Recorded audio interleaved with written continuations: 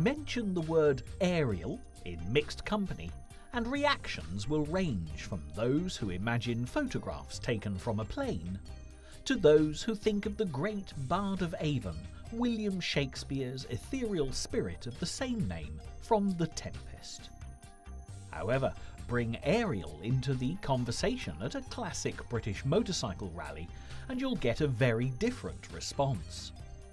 Everyone will have a story to tell about the legendary Ariel motorcycles of the industry's golden age, as Square 4s, Red Hunters, Huntmasters, and even the Leader are fondly reminisced over for as long as anyone has the time to listen.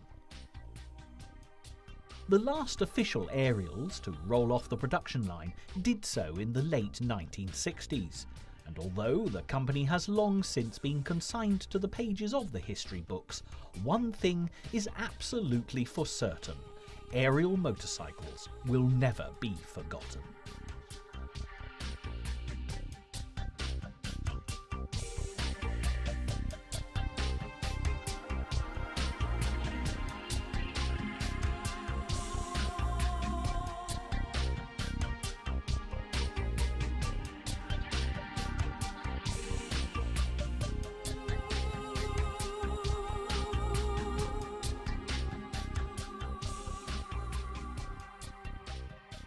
To begin at the beginning, this fascinating journey in search of the Ariel story takes us back more than a century in time, to the Birmingham Midlands, where the Industrial Revolution had transformed the once rural countryside into a manufacturing metropolis.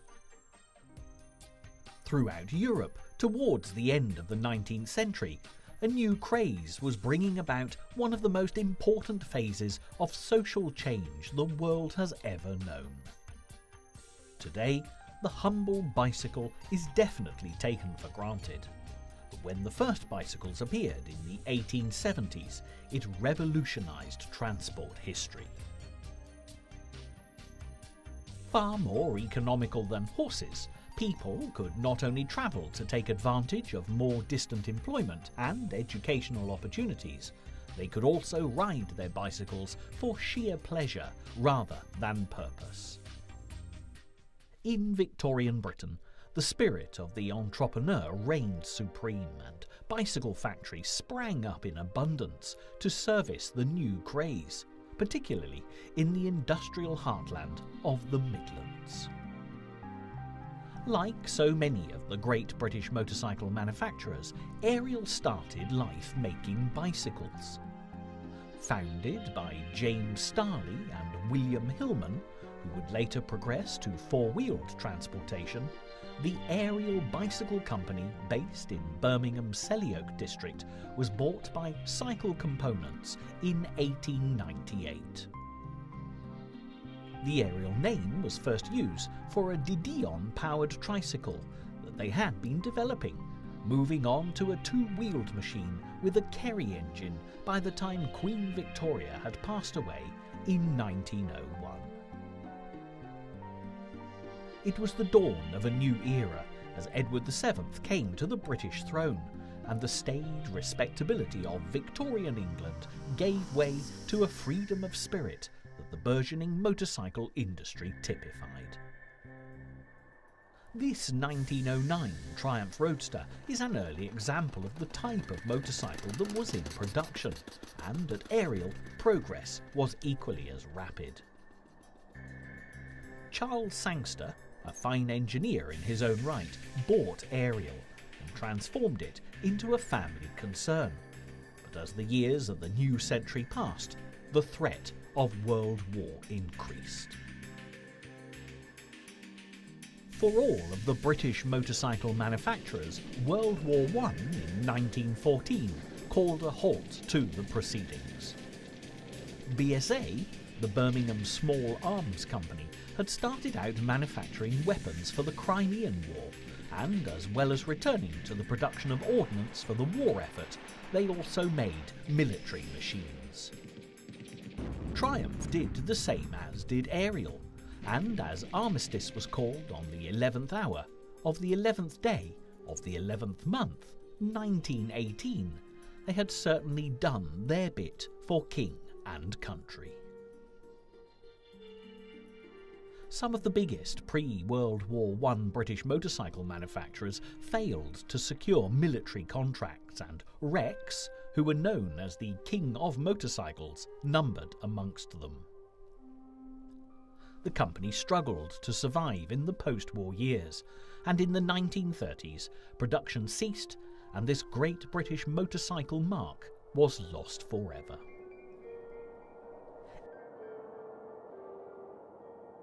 Ariel continued to build motorcycles, and as we take a close-up and personal look at a fine machine from 1926, we can open up the next chapter in the company's development.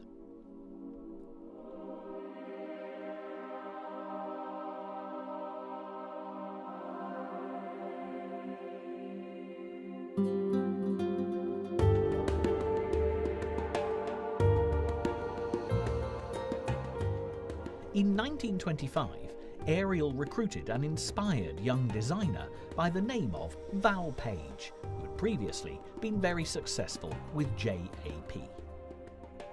With its flat tank, this 500cc Ariel, which was manufactured the year after Val Page took up his post, looks very similar to all the Ariels to date, but the engine was a very different proposition.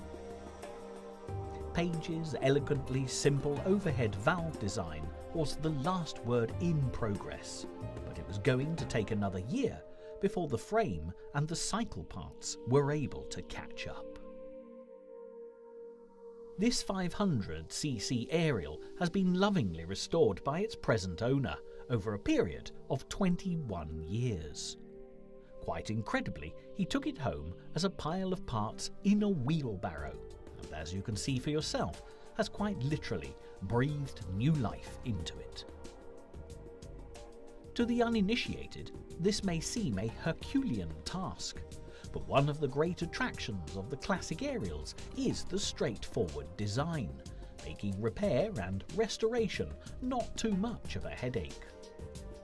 Also, many of the problems that can arise while these machines are being ridden will be completely fixable by the roadside. It's a theory that this 1926 Ariel is a testament to, as it has just completed a charity run to Berlin without so much as a cough or splutter, proving that Val Page's innovative design not only served the motorcyclist of the 1920s, but has also stood the test of time.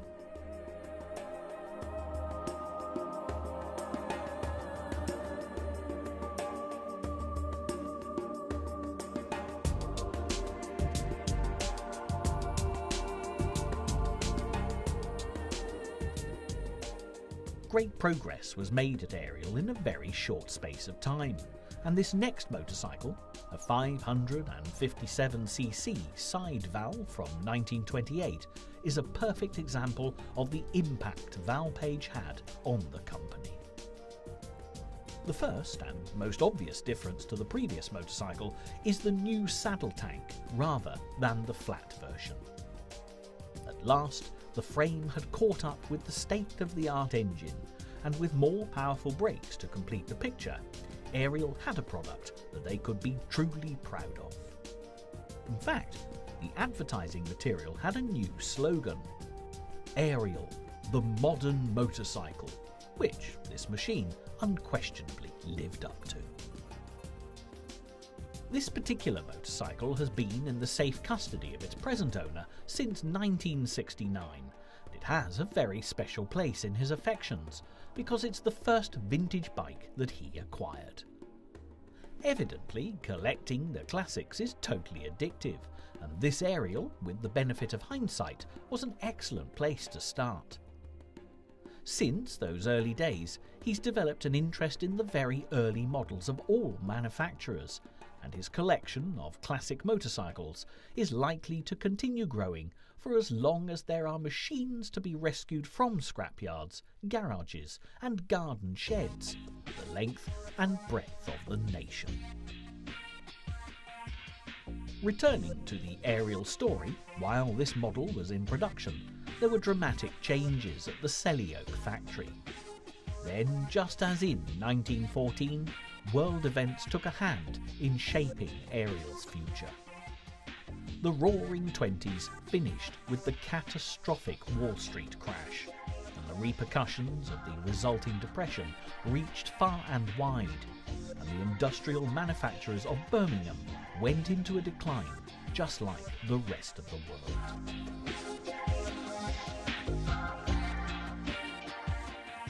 The Sangster family firm at Ariel had a fine new leader in Jack, son of Charles, who had bought the company back in 1902. As the Depression hit hard and Ariel was facing liquidation, Jack Sangster closed the company down for a short time in order to restructure the operation. While machines like this fine 1929 Ariel B flew the flag for Ariel out on the highways and byways of Great Britain, Sangster bought all the machinery for next to nothing, rehired the cream of Ariel staff, and opened a new plant just 500 yards down the road from the old factory.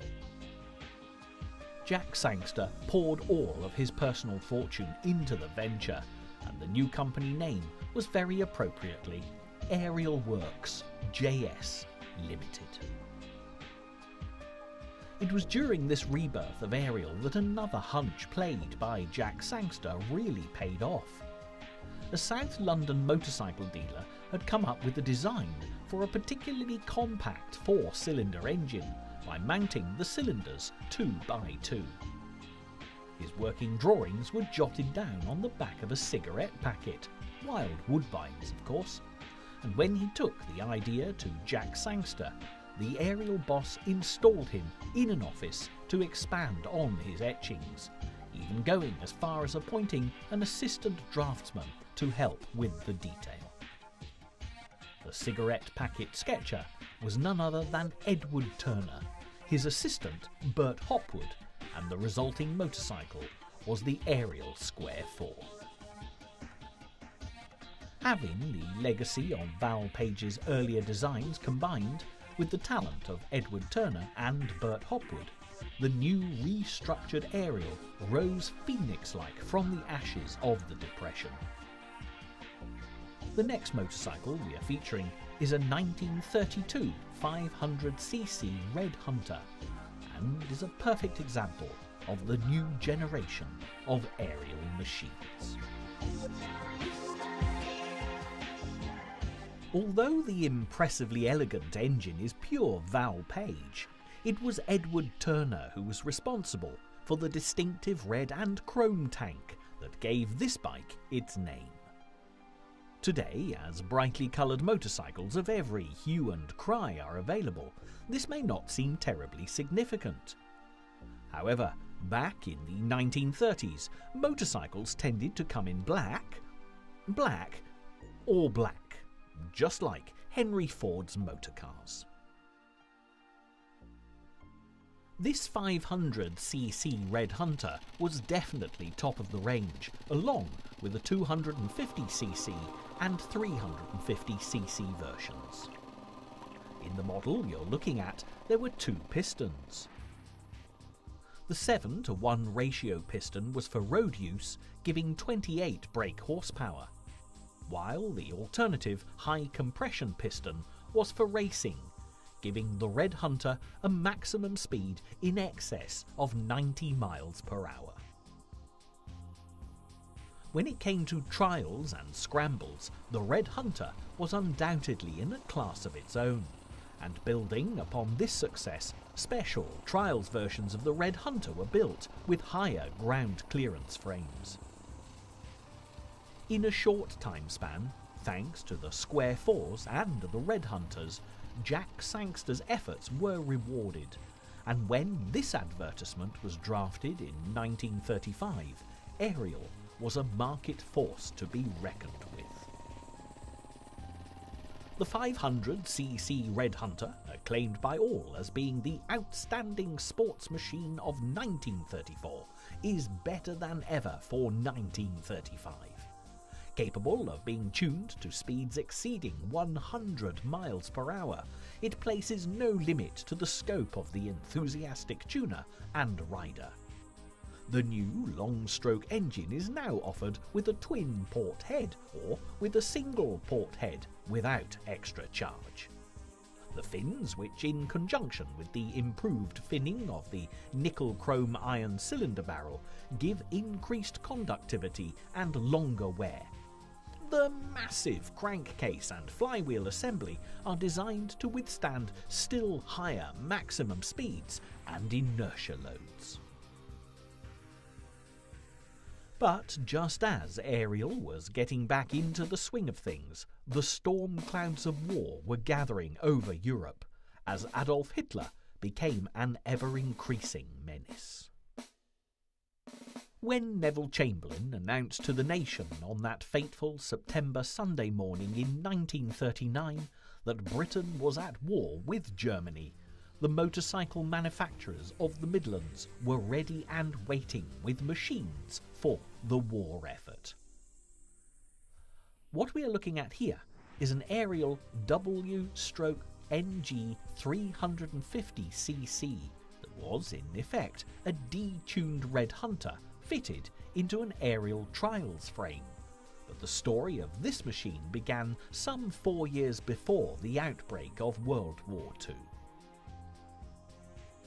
In 1935, the British War Office, ever watchful of German aggression in Europe, held a series of tests to select the most suitable civilian motorcycles for military use in the event of war. The assessment took 6 months and included a 10,000-mile test in street and off-road conditions. There was a 5,000-mile checkup and a full strip-down inspection at the conclusion, and 7 manufacturers, Ariel, BSA, Matchless, New Imperial, Norton, Royal Enfield, and Triumph participated in the proceedings.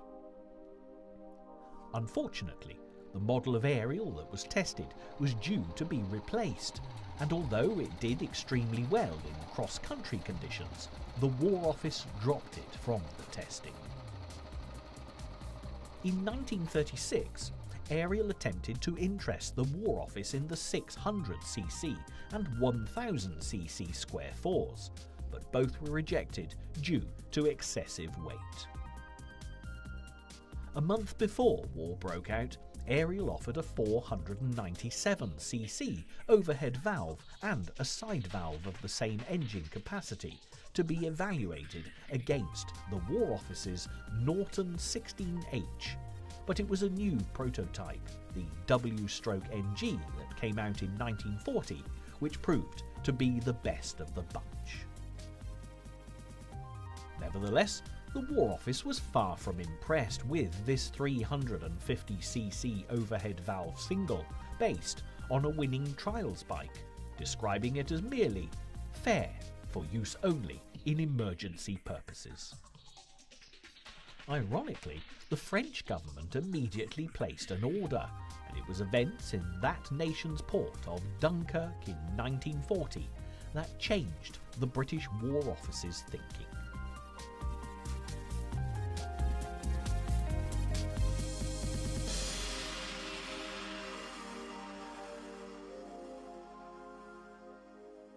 As Adolf Hitler stormed through the Low Countries and France as he prepared to take Paris, thousands of Allied troops, most notably the British Expeditionary Force, were caught in a Nazi trap and forced towards the sea at Dunkirk.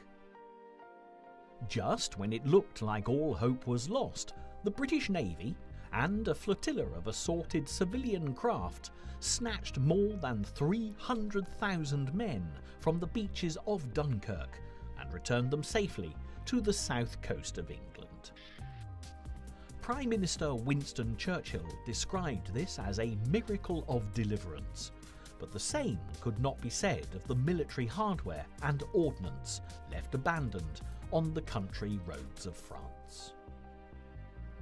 Suddenly, the War Office was not in a position to pick and choose.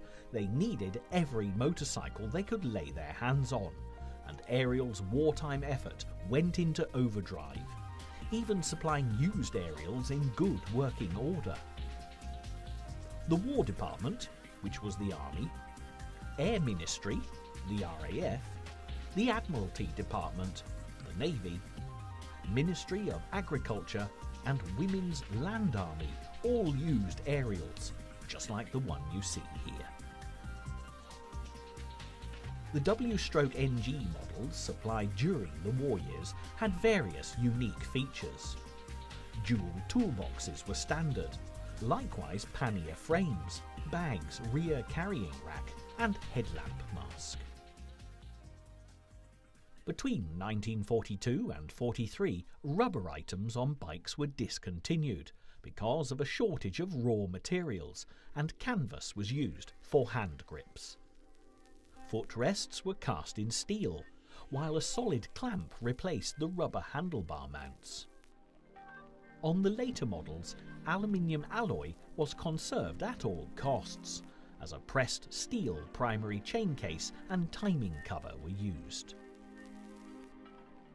Despite the hardships of war and the extreme levels of hard work required to keep Ariel going, the company took their wartime duties very seriously indeed, proudly announcing that they were on top of their job, in a special wartime advertisement that epitomised the mood of the entire nation.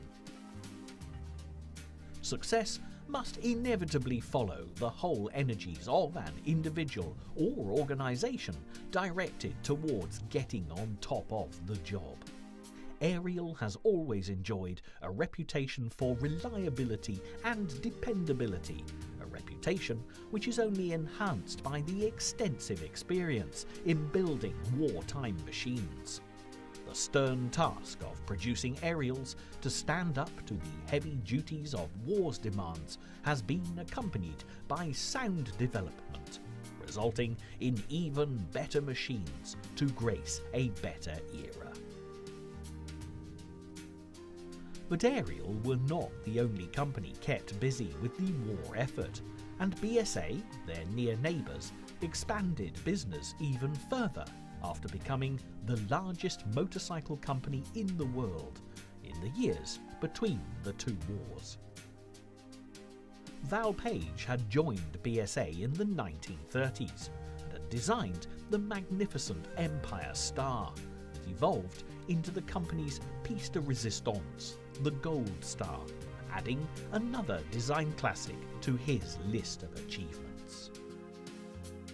With their sights set on further Ariel acquisition, BSA bought the whole company in 1944, and as peace was restored to Britain's shores in 1945, the wind of change swept through Ariel once more, just as it did through the British motorcycle industry as a whole.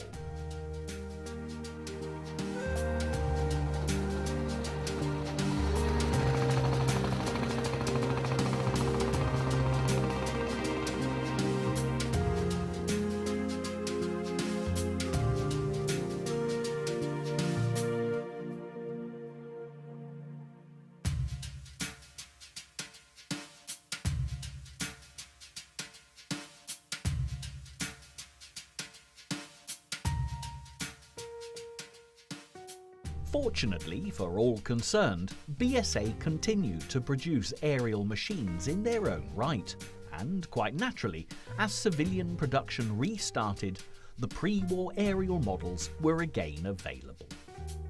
There were 350 and 500cc machines on offer, either in deluxe or Red Hunter livery, alongside a 600cc side valve sidecar model and the 1000cc Square 4.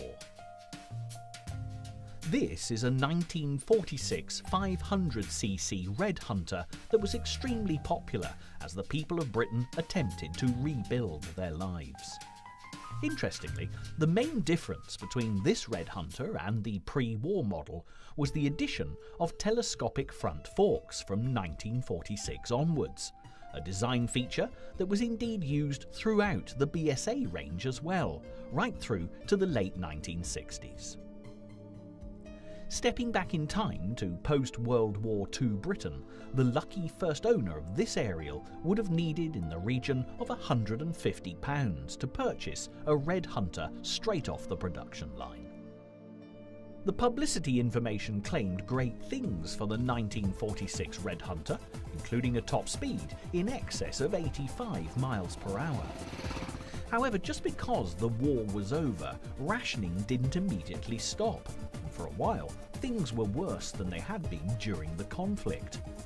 Petrol actually stayed on ration until 1950, so fuel consumption was pretty important to the motorist, whether on two wheels or four, and the Red Hunter could be as economical as the next bike.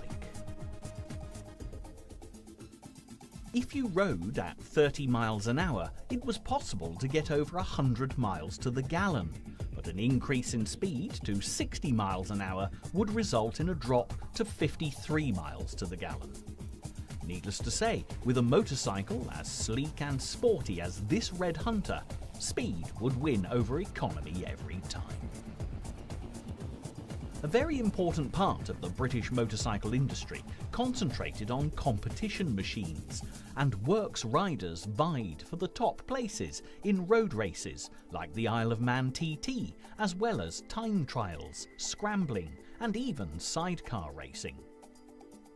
One of the most successful aerial works riders was Sammy Miller, and his consistent success on a 500cc Trials Mount Red Hunter certainly kept this versatile motorcycle in the headlines and ensured it was a top-selling machine. The Red Hunter was in production for an incredible number of years, from our first example of 1932 until 1959, spanning one of the most significant periods in British history. There were few modifications made over the years, which can only mean that mechanical problems were minimal and the bike continued to be popular with the general public. To keep in step with developing trends, however, as we've already seen, telescopic forks were incorporated into the design, as was total valve gear enclosure.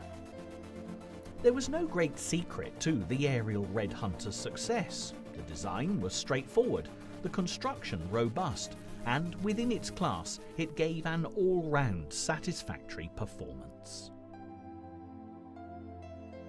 Starting the Red Hunter was not a problem, and only in exceptionally cold conditions did the rider need to lightly flood the carburetor to fire the engine.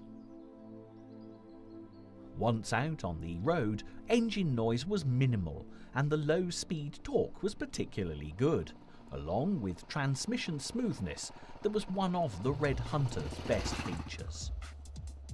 Acceleration, whether solo or with a sidecar fitted, was always brisk and positive, with smooth gear changing and a light-to-operate clutch.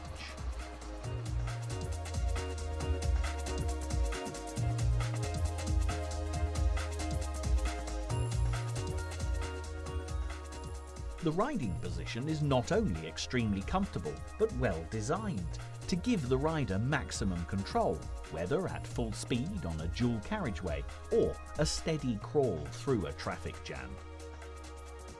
Over 3 decades, the Red Hunter proved hugely popular, and as the parent company BSA made staggering profits, the Ariel name continued to thrill a whole new generation of motorcyclists as rock and roll, Hollywood, and James Dean turned everyday two-wheeled transport into the cool, chic freedom symbol of the 1950s.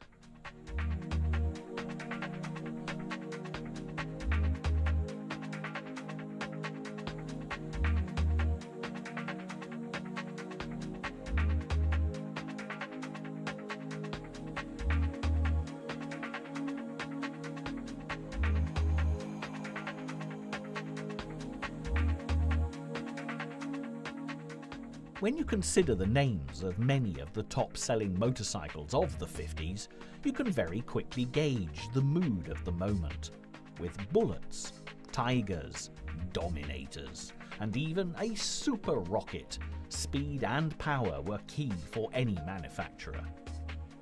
When it came to sales, Ariel's contribution to the arena was the Huntmaster, of which you can see a fine 1956 650cc specimen before you now.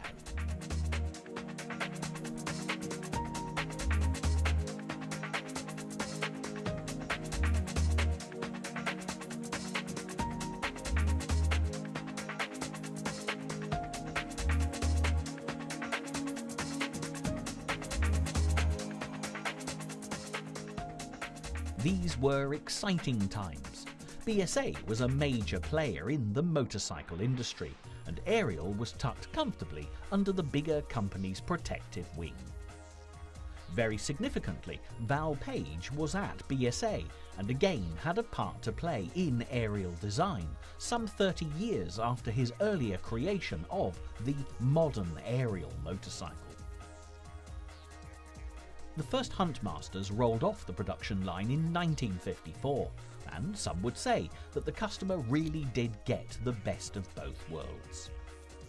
The stylish Ariel frame was fitted with an engine based on the BSA 650A10, and the resulting combination attracted favourable reviews. The Motorcycle magazine had not been able to road test the Huntmaster in auspicious circumstances, but they nevertheless substantiated Ariel's claim that this machine could reach speeds in excess of 100 miles an hour. It was psychologically crucial to the 1950s biker to be able to achieve this landmark speed, and the reviewer reported the following result. Under poor conditions and the rider wearing bulky clothing, a speed of 96 miles per hour was reached. Evidently, this was enough, and the Huntmaster, with its sleek good look, sold well, and what's more, as this 1956 model testifies, is more than capable of standing the test of time. This classic 1956 Huntmaster was purchased by its present owner from a member of the Ariel Owners Club in full running order some 10 years ago. The 650cc engine has actually been modified, and a Huntmaster of 1954 vintage supplied the tank and mudguards. The Ariel Owners Motorcycle Club is one of the best of the classic motorcycle groups, and its history dates back to the era of the Huntmaster. In the same year that the Ariel Huntmaster made its debut, an American band known as Bill Haley and the Comets recorded a catchy little number called Rock Around the Clock.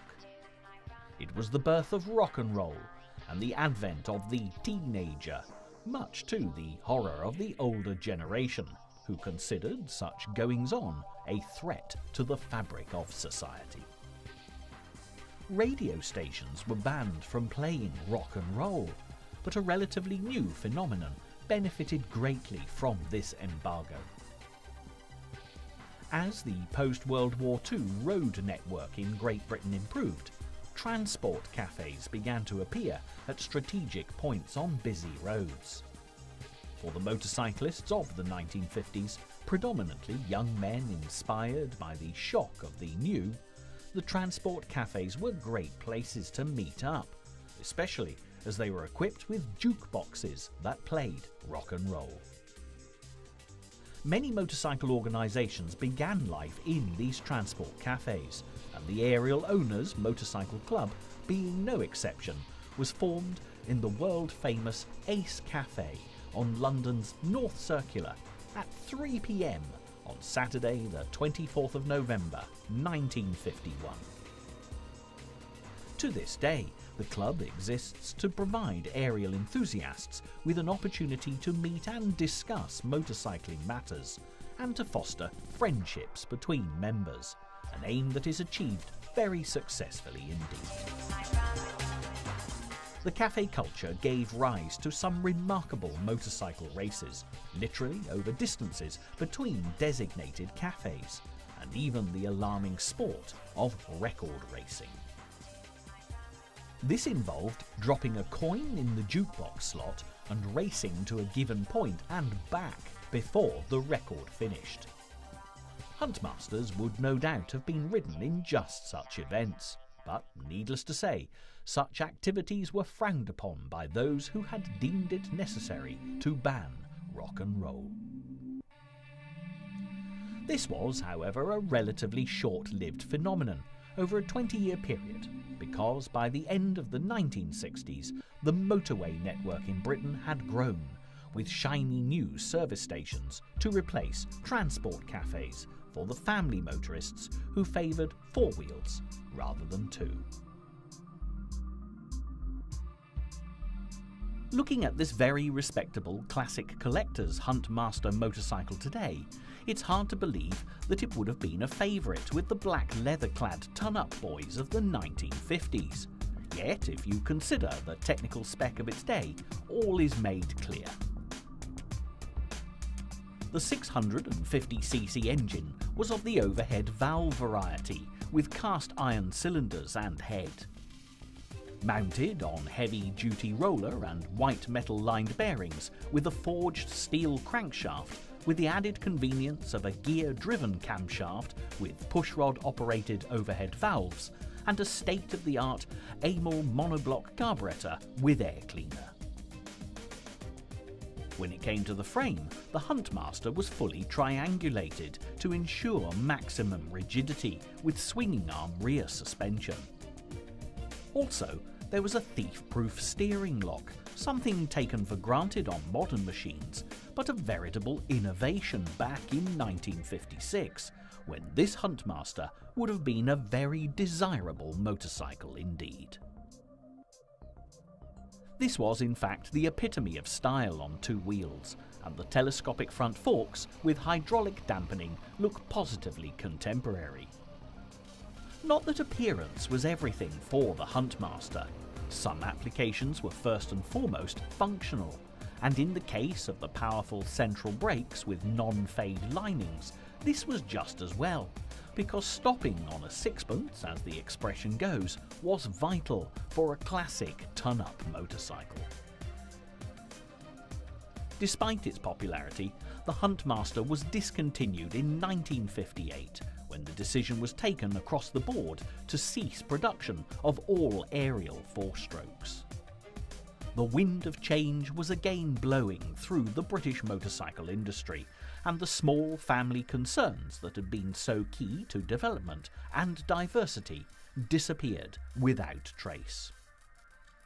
It was the age of the corporate giant, as BSA now owned Triumph alongside Ariel, and the main competition came from Associated Motorcycles, or AMC, as the amalgamation of AJS, Matchless, Francis Barnett, James and even the mighty Norton were known. The 1960s were just a rev count away, but as the boardrooms of the British motorcycle industry filled with fat cats who had no interest whatsoever in the nuts and bolts of the business, their Japanese competitors capitalised on every opportunity. The likes of Yamaha and Suzuki moved with the technological times and came up with machines that were not only extremely user-friendly, but also very reasonably priced. The British motorcycle moguls failed to appreciate the danger, believing that what was good enough for the past was perfectly adequate for the future. In 1957, Donald Heather, the director of Norton, uttered these immortal words. "Most motorcyclists love to spend their Sunday mornings taking off the cylinder head and reseating the valves." Heather couldn't have been more wrong, and sadly he was not alone in his opinion, because it was shared by the industry's top brass. It really was the beginning of the end for the majority of British classics, but at Ariel they still had a secret weapon. Val Page was as in touch with motorcycle innovation as he had ever been, and although by now he was well past retirement age, he had another plan on the drawing board.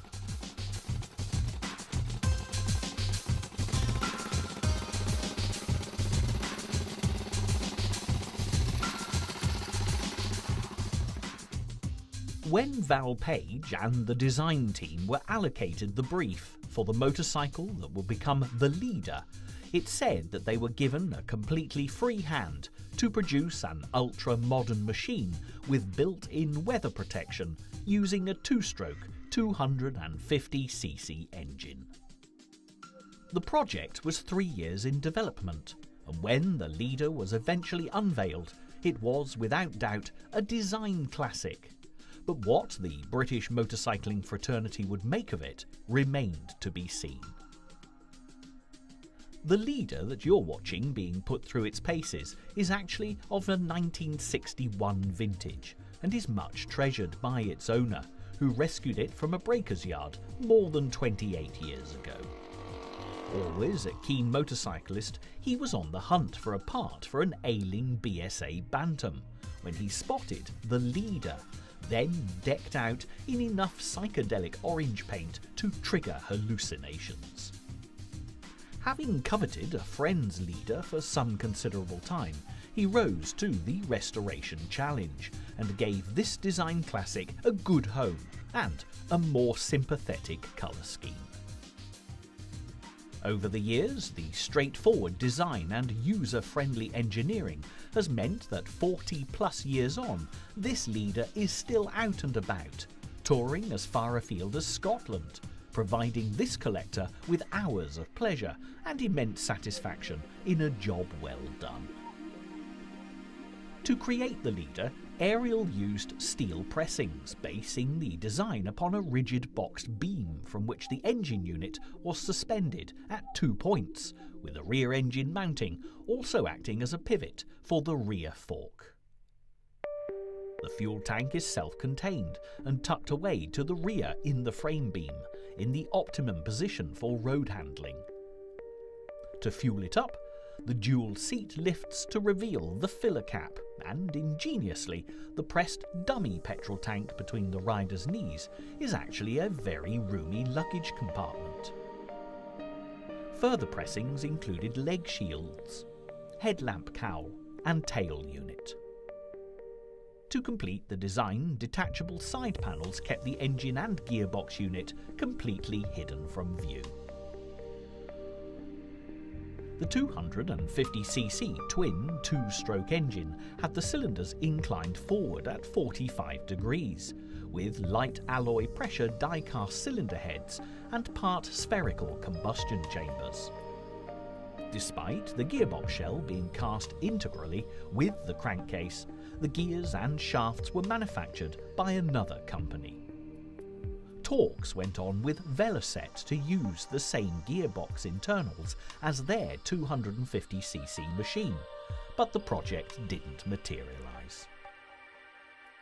Even the fork design was revolutionary, using hydraulically dampened spring units concealed in the fork leg pressings, with heat-treated light alloy die-cast trailing links that were arranged so that the wheelbase remained constant, which Ariel claimed resulted in minimal tyre wear.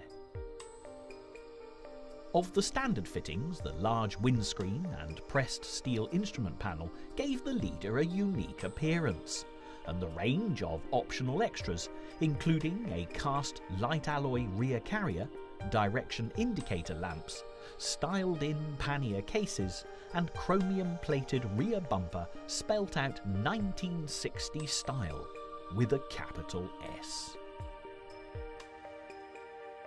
This was a radical departure for Ariel, especially as the tooling up costs were huge for something so completely different to anything that had been produced before. Ariel needed a high volume of sales from the Leader to justify the manufacturing costs, and with The Motorcycle magazine describing this development as a bold bid for economic suicide, Val Page's brave new motorcycle had a great deal to prove. In Great Britain, the Leader sold well, but when it came to the all-important export market to the USA, this was one Leader that nobody wanted to follow. The Americans had enjoyed something of a love affair with British motorcycles through the 1950s, with such legendary Hollywood heroes as Marlon Brando and James Dean seen astride their respective mighty triumphs, and there was all to play for. The British evidently appreciated the style, economy and practicality of the Leader, but for the Americans this was no rebel with or without a cause, and it was not to be countenanced at any price.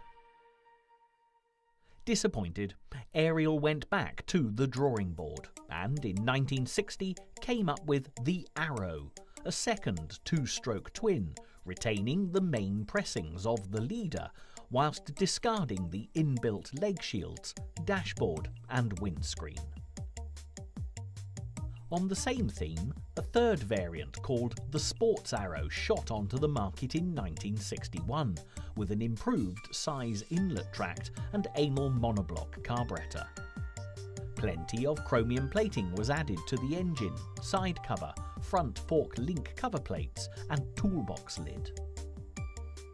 Customers in Britain responded very favourably, but the Americans were still unimpressed, refusing to consider a pressed steel frame motorcycle in whatever guise it was presented to them. The Ariel Leader may not have been the sales success that the company needed for their long-term survival, but it certainly wasn't the economic suicide that had been predicted. Those customers who had bought Leaders were delighted with them, and a genuine independent road test from 1958 had few complaints and plenty of praise for this groundbreaking machine. On long journeys, it was found that the incredible luggage capacity was very useful, and the weather protection meant that normal clothing could be worn rather than bulky motorcycle gear, which was particularly good for those using the Leader for the commute to work. Both riders and passengers singled out the deeply padded dual seat for special praise, and the riding position was deemed to be very comfortable. Despite the practical attributes of the Leader, the performance was anything but dull, with a top speed in excess of 70 miles per hour, and for those who purchased the later Arrow, it could certainly fly. Tuned versions of the Arrow soon appeared on the home racing circuits and in the famous Isle of Man TT races, producing some of the best results by a British manufacturer in the 250cc class for many years. The Leader proved to be Val Page's final design in production at Ariel, because although he was engaged to work on a Super Ariel with a straight 4 engine to target an army contract, the project was abandoned. The government of the day ordered a massive cutback in military spending as Britain settled comfortably into peacetime, and Val Page finally settled into a well-earned retirement. With the loss of this hoped-for contract and the sales of the Leader proving insufficient to save the day, the Ariel works at Selly Oak were closed in 1963, and all production transferred to BSA's Small Heath plant. Effectively, this was the end of the road for Ariel, and as the Japanese competition made deeper and deeper inroads into the British motorcycle market, it wasn't only Ariel struggling to survive. Even their parent company, BSA, was seeing the massive profits of their glory days fall into a decline. Along with AMC, their main homegrown competition, BSA, with Ariel in tow, needed to invest, innovate and match Japanese value for money if the British motorcycle industry stood any chance of survival. But it was not to be. The boardrooms were packed with greedy shareholders and entrepreneurs who had no interest in or understanding of the glorious motorcycle heritage they were destroying.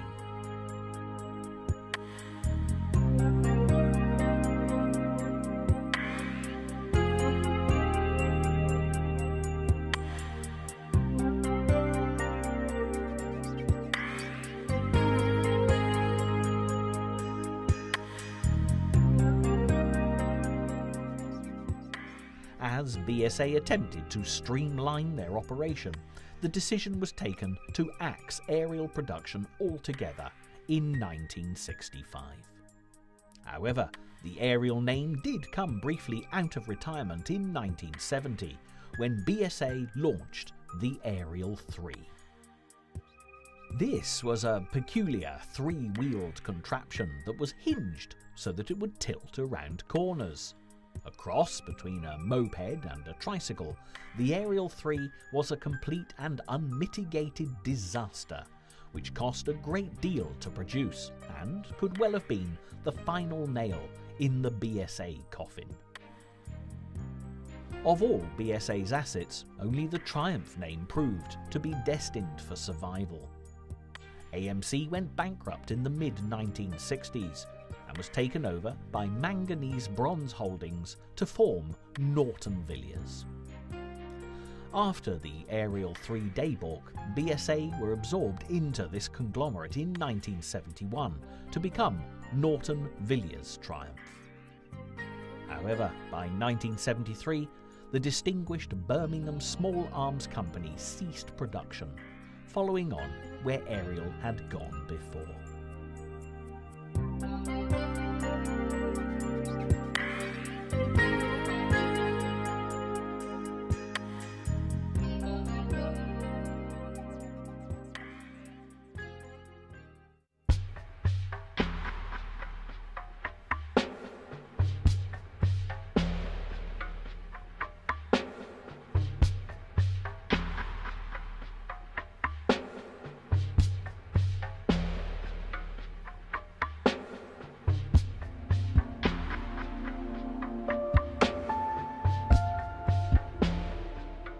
Yet, as this programme draws to a close, and it sounds like nothing but doom and gloom, it's worth remembering that a thing of beauty is a joy forever.